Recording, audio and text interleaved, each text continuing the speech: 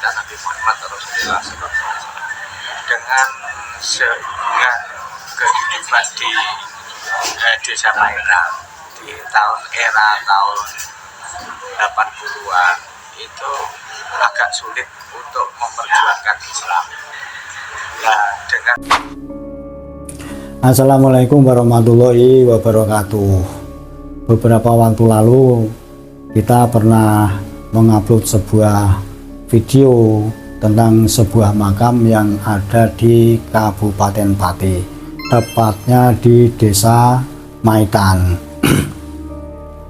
Banyak orang yang bertanya-tanya, kok bisa ada sebuah makam di dusun yang pelosok ini dengan nama Habib Usman bin Yahya. Ini bagaimana ceritanya? Dari sekian komen-komen netizen yang berdomisili di Pati juga tahu keadaan di sana, ini membantah kalau di situ dulunya ada sebuah makam. Sekarang ini kembali kabar makam itu mencuat. Dari sebuah video kita menemukan bagaimana proses terjadinya makam itu dari awal sampai akhir. Keterangan dari sang juru kunci dari makam itu ini menyebutkan bahwa memang makam itu ini dari awal sampai sekarang menjadi ramai ini ada prosesnya, tidak sekonyong-konyong. Dan yang mengherankan dari keterangan itu semua, rupanya awal-awalnya di situ bisa ada sebuah makam ini hanya karena ditemukannya selembar dari sorban. Kita tidak tahu sorban waktu ditemukan ini dalam keadaan lowo, rusak, atau masih baru, ataukah ini cerita beneran ataukah hanya karangan, kita juga tidak tahu. Tapi ujung-ujungnya dari semua proses yang akhirnya wujud sebuah makam ini tidak lain ujung-ujungnya ya ke Pekalongan. Ada seseorang yang di kota Pekalongan ini yang disebut oleh sang juru kunci sebagai Ndoro, ini yang berperan amat penting atas adanya makam ini. Untuk jelasnya kita lihat video berikut. Alhamdulillah, pertama kita panjatkan puji dan syukur kepada Allah SWT. Keduanya kita sholawat, kita tetap kepada kita Nabi Muhammad Rasulullah SAW dengan kehidupan di desa Maitan di era tahun 80-an itu agak sulit untuk memperjuangkan Islam. Nah, dengan sehubungan itu kita teman-teman termasuk teman-teman Islam yang di Maitan bersatu untuk menyiarkan Islam. Gimana caranya supaya masyarakat ini paham dengan Islam. Nah, setelah itu kita sepakat musyawarah mencari solusi gimana akhirnya soal dengan romo kiai para dulu.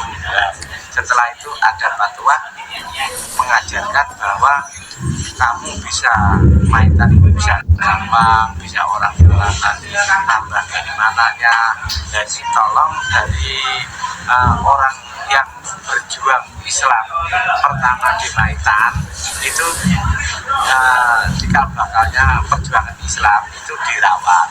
Setelah itu kita cari-cari sampai waktu 5 tahun baru ketemunya itu dengan isyarah akhirnya kita rapatkan ke para alim. Nah, setelah itu kita tasyakan. Ya, setelah tasyakan ada beberapa kiai yang kita tasyakan. Nah, setelah itu tasyakan itu makan waktu 7 tahun tasyakan.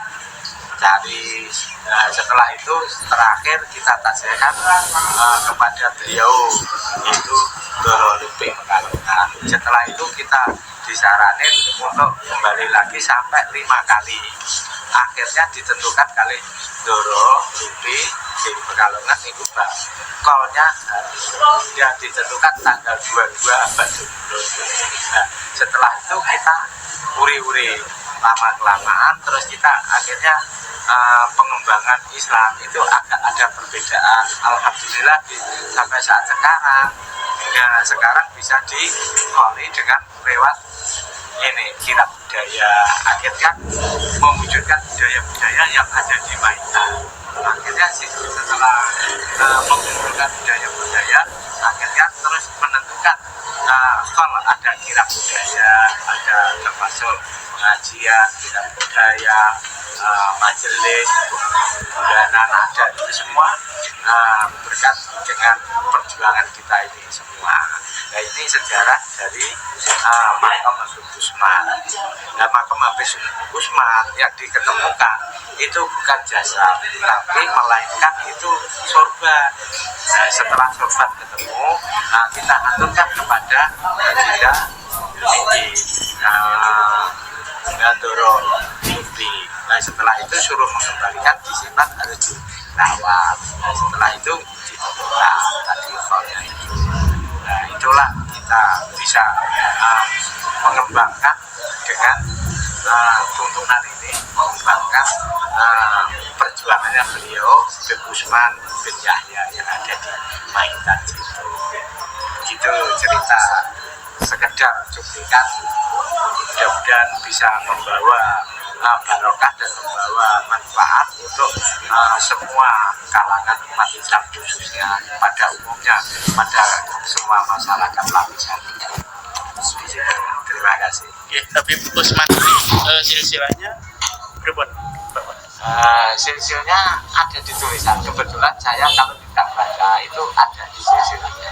Bisa nanti di foto apa di mana itu kan ada sudah tertulis itu silsilahnya itu. Nah, ini kan dari bedanya itu kan dari marga Yahya. Di situ kan kalau silsilahnya itu memang saya itu tidak hafal lah. Nah, tapi kan ada tulisan dan bisa dibuktikan. Kan sudah diakui oleh kalangan ajaib bahwa itu memang sudah sejarahnya sudah diakui, sehingga kita berani melangkah untuk kirab budaya, untuk jalan sehat, untuk buka majelis, bahkan sudah dibikin yayasan.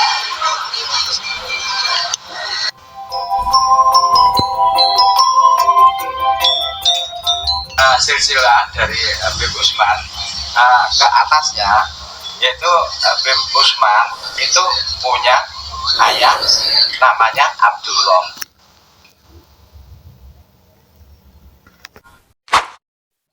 Begitulah, jadi untuk meyakinkan para pengunjung atau para peziarah ini, di situ juga dipasang silsilah dari Habib Usman bin Yahya.